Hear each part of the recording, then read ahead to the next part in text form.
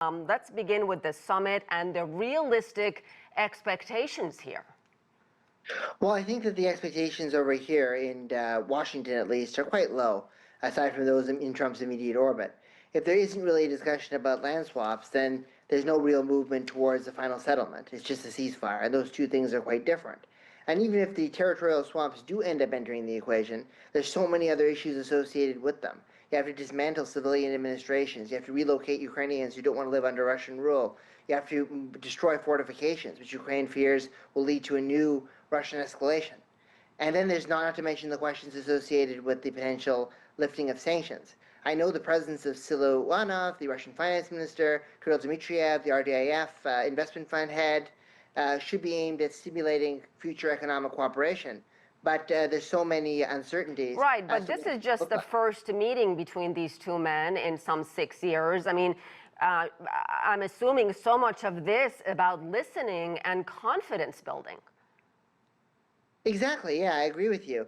I mean, this is a very different thing because Trump and Putin have not met, and obviously when they met in Helsinki, there was a tremendous amount of controversy associated with that, as well as in their meeting at a multilateral summit a year later. So this is aimed at really trying to see what their vibe is and how they get along. Based on the phone calls, they seem to be having a cordial relationship, even though there's some reports that Putin is engaging in a lot of historical revisionism and rhetoric. But off-site, I mean, Trump has been putting pressure on Russia and threatening secondary tariffs and sanctions if he doesn't comply, expressing disappointment about civilian deaths. This is a way for them to either bridge the gap or escalate tensions. Samuel, is it significant that these two men are going to have other people in the room with them? Steve Witkoff, Marco Rubio will be with President Trump, and President Putin will have a number of other people with him as well, 3 on each side. And I think that was a change of plan from what was initially organized. Is that significant at all? Oh, I think it's very significant that there's a 3-on-3 meeting instead of a 1-on-1 meeting. I think that obviously it depends who's going to come from the Russian side. My guess is that if Steve Witkoff is coming, you'll see by the Putin's close aide Yuri Ushakov, who's been doing a lot of the rhetoric around these talks, or Kirill Dmitriev, the head of the Russian Direct Investment Fund, who's been meeting with Witkoff quite regularly, featuring on their other side. Rubio and Lavrov have been having chats in various different forums, so they probably could be there. It means that it'll probably lead to, I think, a more focused discussion, at least that's what people say in Washington, about Ukraine, about territorial integrity, and also about issues relating to and bringing about a final settlement. And yeah, it really depends also on who Russia brings in. Andrei Belousov, the defense minister, is also here, which could lead to a more granular discussion about military de-escalation, deconfliction, or even Samuel, let me just interrupt you because I have more questions for you, but I just want to tell our viewers we're now seeing President Donald Trump coming down the steps of Air Force One with a military entourage down on the ground and diplomats waiting for him.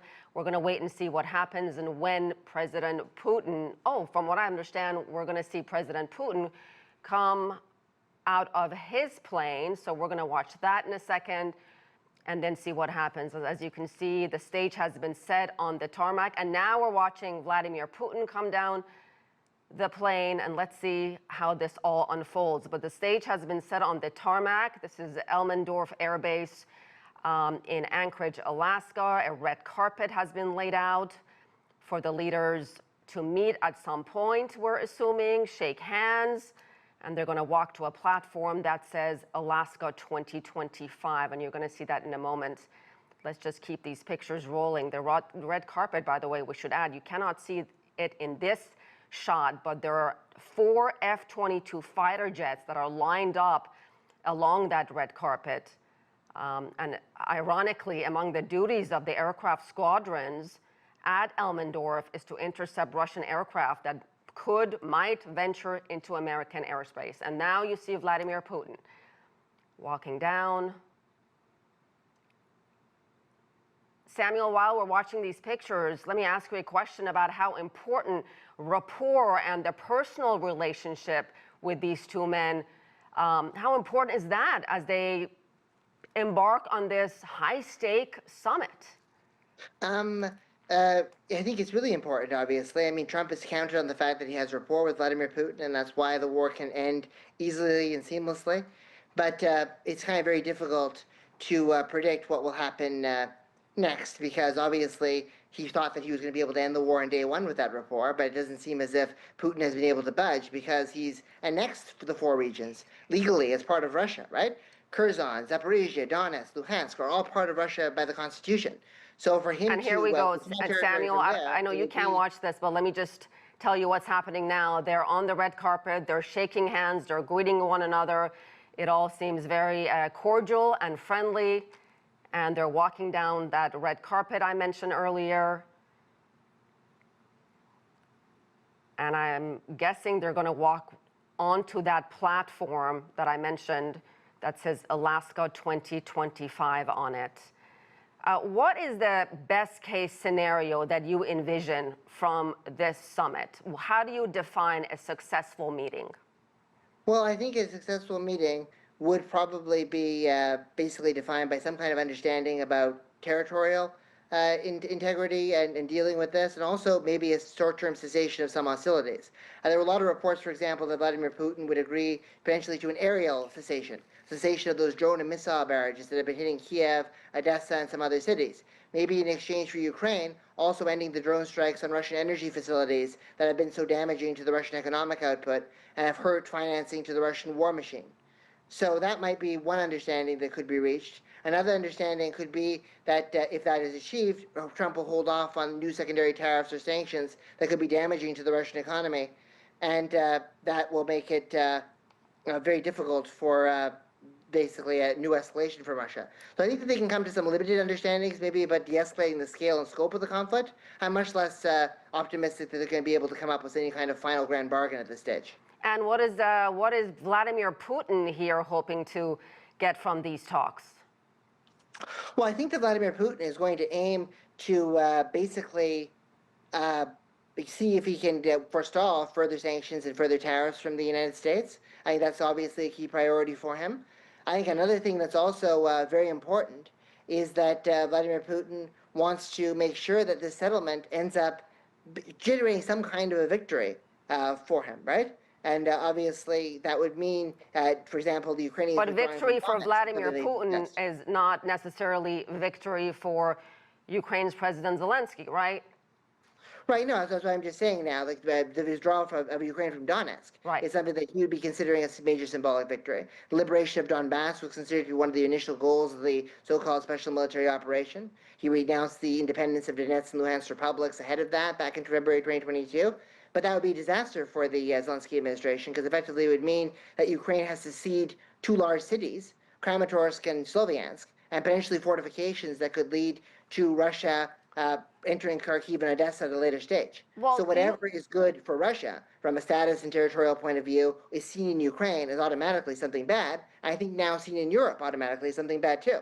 But how likely is it that even territorial issues, the amount of land that the Russians have occupied, do you envision a scenario where that would come up in these talks without Ukraine at the table?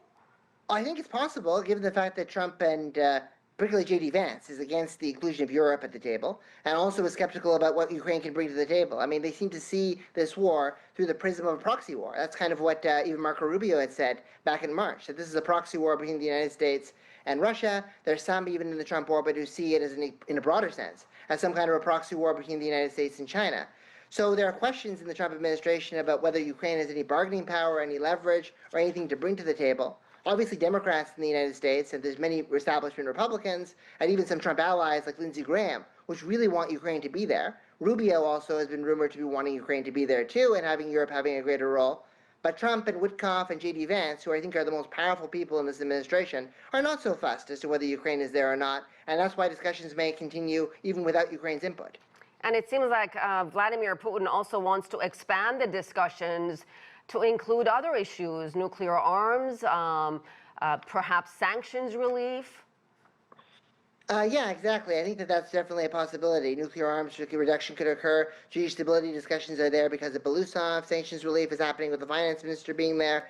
Yes, I think they also want rare earth deals, too. The Russian companies may be drilling in Alaska, and the Americans drilling in the Russian Far East, like in the area of the Arctic, where there's India and the U.S. trying to get rare earths potentially out of China's hands, and also in places like Khabarovsk, where Yuri Trutnev and his leadership has also got significant amounts of rare earths. So there's a lot of economic dimensions at play here too.